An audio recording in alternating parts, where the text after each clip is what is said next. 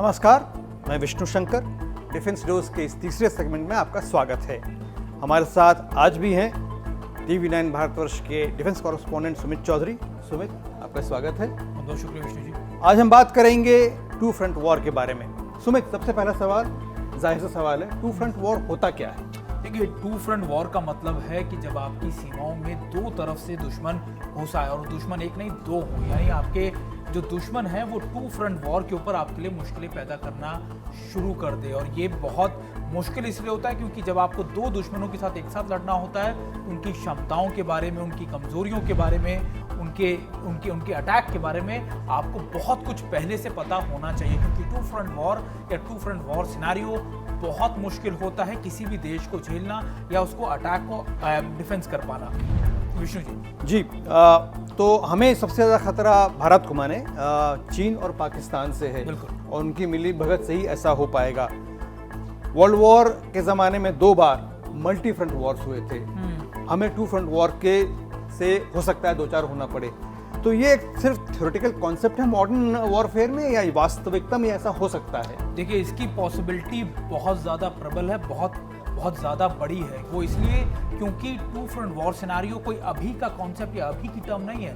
ये पिछले कई दशकों से भारत लगातार झेल भी रहा है। हालांकि टू फ्रंट वॉर पे चीन हमेशा सामने आकर पाकिस्तान के साथ नहीं लड़ा, लेकिन माना यही जाता है कि हर वॉर के पीछे चीन और पाकिस्तान दोनों मिलकर ही लड़ते हैं। और अगर आप बात कर लें अभी, क्योंकि 50 साल हो रहे हैं 1971 की जंग को, माना यही जाता है कि 71 की जंग से चीज शुरू हुई थी। 62 के बाद 71 में चीन ने पूरी कोशिश की थी पाकिस्तान को सपोर्ट करने की। उसके बाद करगिल युद्ध के दौरान जब भारत और पाकिस्तान युद्ध लड़ रहे थे, तब ईस्टर्न लद्दाख के इलाकों में, पैंगोंगसू के इलाके में चीन ने घुसपैठ करने की कोशिश की थी और ईस्टर्न लद्दाख के फ्रंट को खोलने की कोशिश की थी। तो ये मान के चलिए कि कोई थ्योरेटिकल बात नहीं है, ये कॉन्सेप्ट बहुत रियलिस्टिक है और इसका होना बहुत प्रबल है आने वाले वक्त में। जी विष्णु जी। सुमित, इस बात की आशंका से इनकार नहीं किया जा सकता कि चीन और पाकिस्तान दोनों इस तरह के किसी भी दुस्साहस में आतंकवादी गुटों का सहारा भी ले सकते हैं। जैसे कि पिछले कुछ समय पहले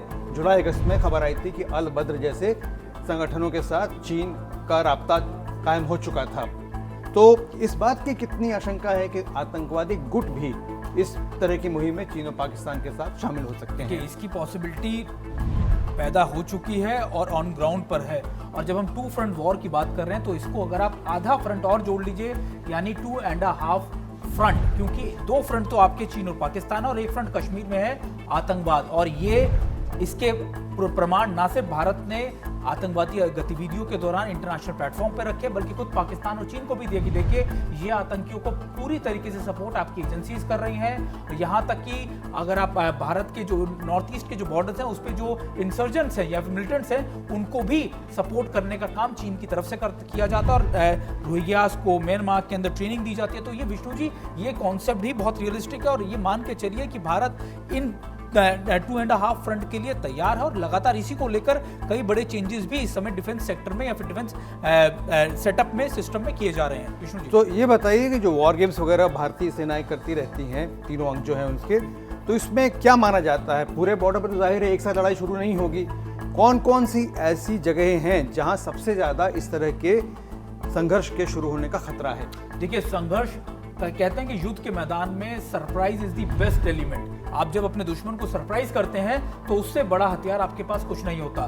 तो आप किसी भी फ्रंट के ऊपर आप मान के चले कि वो यहां से घुसेगा, यहां से अटैक करेगा, इसकी पॉसिबिलिटी ना के बराबर है, क्योंकि जहां आप सोच के बैठे हैं वो वहां उसके विपरीत अटैक करेगा। और इसके लिए महत्वपूर्ण क्या होता है कि आपकी फोर्सेस का इंटीग्रेट होना और आप कितनी जल्दी ऑफेंसिव या डिफेंसिव हो सकते हैं। ये है आपकी असली चुनौती और इसी की तैयारी पिछले मान के चलिए 20 से 25 सालों से लगातार इंडियन आर्मी कर रही है। और जब मैं आपको करगिल युद्ध की बात कर रहा हूँ या 71 के युद्ध की बात करता हूँ, तब उसी से इसकी स्टडीज, उसको कैसे आगे बढ़ाया जाए और धीरे धीरे धीरे उसको कैसे मजबूत किया जाए, इस पर काम बहुत तेजी से चल रहा है। विष्णु जी, जाहिर है ऐसी किसी भी स्थिति से निपटने के लिए तैयारी हो रही है, लेकिन इसके चलते डिफेंस के बजट में बेतहाशा इजाफा होगा। तो भारत सरकार उस चीज से कैसे दो चार है इस समय? देखिए, एक बात तो सही कही जाती है कि जो अपनी देश की सीमाओं की सुरक्षा नहीं कर सकता वो देश आगे बढ़ नहीं सकता। सुरक्षा करना हमारे लिए सबसे प्रायोरिटी आप कह सकते हैं कि होनी चाहिए। यही वजह है कि जब हम 2 फ्रंट वॉर सिनेरियो की बात करते हैं या 2.5 फ्रंट सिनेरियो की बात करते हैं तो उसकी तैयारियों में आपका पैसा भी लगेगा, आपके रिसोर्सेज भी लगेंगे। यही वजह है कि जो इंटीग्रेशन है, यानी जो तीनों सेनाओं का या फिर अलग अलग एजेंसीज को इंटीग्रेट करके काम करने का जो एक फॉर्मूला है, ये है आपकी बचत। यानी आप कैसे तीनों अंगों को ना साजो सामान देकर तीनों के लिए इकट्ठा सामान लाएंगे, ये है आपकी बचत। और इसको लेकर भले ही डिफेंस सेक्टर में लगातार बहुत तेजी से आपके पैसे लगे हैं या फिर एक्सपेंडिचर बढ़ा है, लेकिन ये करना बहुत ज्यादा जरूरी भी है। एक छोटा एग्जांपल अगर आपको मैं दूं, करगिल युद्ध के दौरान माना जाता था कि जब करगिल में ऊपर पाकिस्तानी सेना और भारतीय सेना पोस्ट छोड़ दिया करती थी और जब करगिल युद्ध हुआ तो हमें अपनी पूरी की पूरी ब्रिगेड वहां पर हमेशा के लिए डिप्लॉय करनी पड़ेगी और उसमें सालाना करोड़ों रुपया खर्च होता है। तो आप मान के चलिए एक जंग के सिर्फ उस समय के उसके उदाहरण या फिर उसके रेप्लिकेशंस नहीं होते, उसके कॉन्सिक्वेंसेस नहीं होते, बल्कि उसके बाद सालों तक रहते हैं। विष्णु जी, मेरा आखिरी सवाल है, जाहिर सी बात है स्ट्रेटेजिकली भारतीय सेना में बहुत तरह के बदलाव हो रहे हैं, थिएटर कमांड्स की बात की जा रही है, तो 2 फ्रंट वॉर के संदर्भ में थिएटर कमांड्स जो होंगे जाहिर है वो ज्यादा उपयुक्त होंगे, इसके बारे में कुछ बताइए। बिल्कुल वही मैं आपको कहता हूं, इंटीग्रेशन सबसे इंपॉर्टेंट फैक्टर है और ये पिछले 20 सालों से हमारी डिफेंस सिस्टम के अंदर लैक था या फिर इसको लागू नहीं किया जा रहा था। सीडीएस पे इसी साल को इनकी नियुक्ति की गई, वो पहला स्टेप था और उसके बाद दूसरे स्टेप में इंटीग्रेट करना। इंपॉर्टेंट पॉइंट ये है कि अभी माना जा रहा है कि एक सिर्फ और सिर्फ होगी आपकी जम्मू कश्मीर की थिएटर कमांड, जो जम्मू कश्मीर के अंदर जो आतंकवादी गतिविधियां हैं उनको देखेगी, उनको मॉनिटर करेगी, उनको हैंडल करेगी। उसका रुख पाकिस्तान की तरफ बिल्कुल होगा। उसका आप मान के चलिए अंदर इंटरनली जो होगा ऑपरेशंस को अंजाम देना होगा। दूसरा होगा जो हम नॉर्दर्न कहते हैं कि आप नॉर्दर्न बॉर्डर्स के ऊपर अगर आप पूरा देखें तो वहां पर एक कमांड होगी और उसमें माउंटेन वॉरफेयर के, यानी जो हमारे पानागढ़ में दूसरी जगहों पे जो माउंटेन वॉरफेयर स्ट्राइक बन रही है वो उनको हैंडल करेगा। और एक होगा आपका नीचे की तरफ, यानी जो आपके ईस्टर्न वेस्टर्न जो थिएटर्स हैं, यानी जो आपके समुद्री इलाका है जो नीचे की तरफ वो इंडियन नेवी को हैंडल करने दिया जाएगा। और आपकी एक होगी एयर डिफेंस कमांड, यानी आपके एयर में कोई भी आपके डिफेंसिव फोर्सेस को या फिर आपका कोई अटैक होता है तो उसको रोकने के लिए एयर डिफेंस कमांड होगी। तो ये कुछ स्टेप लिए जा रहे हैं जो 2 फ्रंट वॉर सिनेरियो को देखते ही उसको मद्देनजर रखते ही उसको इंप्लीमेंट किया जा रहा है। शुक्रिया सुमित।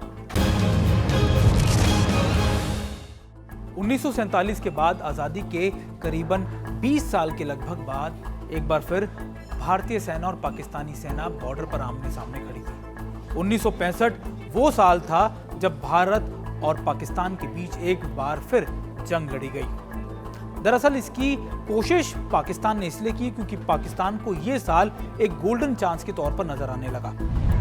1962 में भारत और चीन के युद्ध के बाद पाकिस्तान को लगता था कि भारतीय सेना लगभग बहुत ज्यादा वीक हो चुकी है, उसके पास ज्यादातर इक्विपमेंट नहीं है, हथियार नहीं है, गोला बारूद बर्बाद हो चुका है, तो अब भारतीय सेना इस वीकनेस में कुछ नहीं कर पाएगी। और दूसरी तरफ भारत की अर्थव्यवस्था और पॉलिटिकल लीडरशिप भी वीक हो चुकी है। पाकिस्तान ने इसका फायदा उठाने की पूरी कोशिश की। 1963 में इस पूरी मुहिम की या ऑपरेशन जिब्राल्टर की मुहिम चलाई गई, उसकी तैयारियां की गई और 1965 में उसको लॉन्च कर दिया गया। कोशिश थी कि सीधे तौर पर भारत के साथ युद्ध ना लड़कर भारत को इंटरनेशनल प्लेटफॉर्म पर ऐसी पोजीशन में लाया जाए जहां पर पाकिस्तान की बातें भारत मान ले और जम्मू कश्मीर का ज्यादातर हिस्सा पाकिस्तान के कब्जे में आ जाए।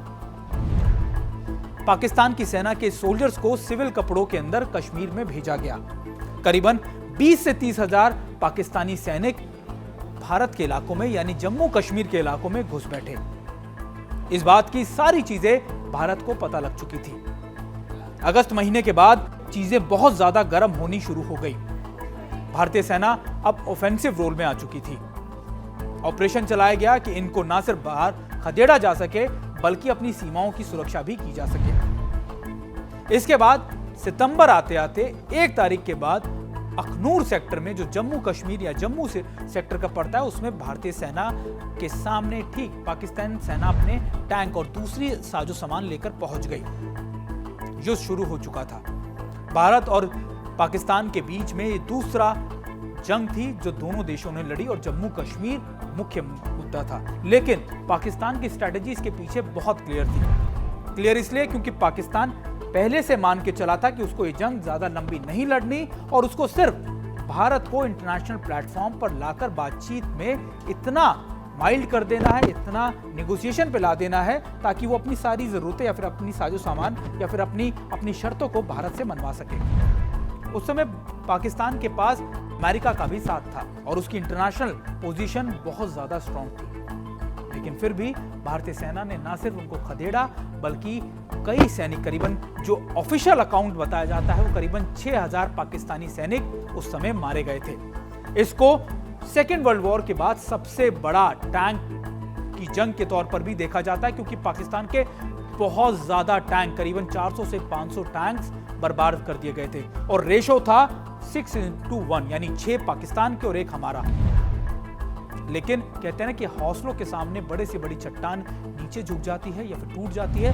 शायद भारतीय सेना का वही जज्बा, वही शौर्य था जिसने 1965 में एक बार फिर पाकिस्तान को झुकने के लिए मजबूर कर दिया और पाकिस्तान के गोल्डन चांस को उनके लिए सबसे बड़ी काली शाही के तौर पर उनके इतिहास में लिख दिया। हालांकि पाकिस्तान इसको मानता नहीं है और आज भी इसको नेशनल डिफेंस डे के तौर पर 6 सितंबर को अपने देश में धूमधाम से मनाता है। लेकिन क्या कहें, पाकिस्तान तो पाकिस्तान है।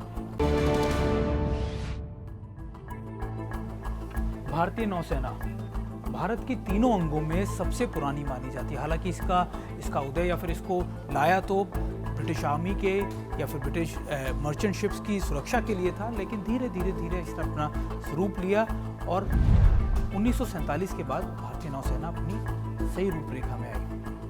70 साल से ऊपर हो चुके हैं और कहा यह जाता है कि आज के सिनारियो में जो समंदर पे राज करेगा वो दुनिया पे राज करेगा। इसका सबसे बड़ा उदाहरण चीन को देखकर हम सबको मिलता है। आज भारतीय नौसेना के करीबन 1,20,000 के करीब सेलर्स या फिर ऑफिसर्स हैं, जो टोटल है 150 के करीब वॉरशिप्स हैं, जिसमें न्यूक्लियर सबमरीन से लेकर एयरक्राफ्ट कैरियर विक्रमादित्य भी है।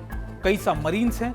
लगातार भारत अपनी इंडिजीनियस सबमरीन्स भी बना रहा है, यानी बाइंग नेशन से बिल्डिंग नेशन हम बनने जा रहे हैं। लेकिन ये राह 70 साल की थी और आज नौसेना की क्षमताएं जो हैं बहुत तेजी से बढ़ रही है क्योंकि हमको ना सिर्फ अपनी समुद्री सीमाओं की सुरक्षा करनी है बल्कि अपने इकोनॉमिक इंटरेस्ट की। एक छोटा सा उदाहरण अगर आपको मैं दे दूं कि हर साल चीन के करीबन 3 से 4 हज़ार जो शिप्स हैं वो अलग अलग इलाकों में इंटरनेशनल वाटर्स में इंडियन ओशियन के आसपास दिखते हैं और इंडियन ओशियन सबसे ज़्यादा इंपॉर्टेंट है क्योंकि यहीं से सबसे ज़्यादा ट्रांसपोर्टेशन होता है शिप्स का, मर्चेंट शिप्स का। तो आपको अपनी सीमाओं की सुरक्षा के साथ साथ अपने आर्थिक सुरक्षा को भी बढ़ा करके रखना है, सजग करके रखना है। Admiral Karambir Singh chief of naval staff हैं।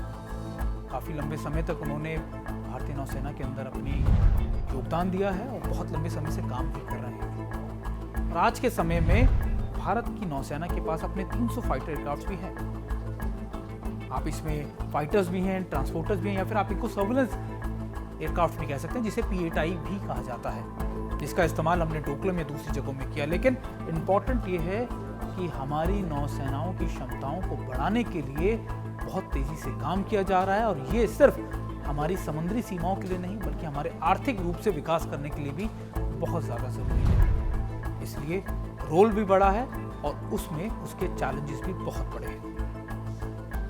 TV9 भारतवर्ष के साथ जुड़े रहिए और हर लेटेस्ट खबर के लिए देखते रहिए TV9 भारतवर्ष का ये डिजिटल प्लेटफॉर्म।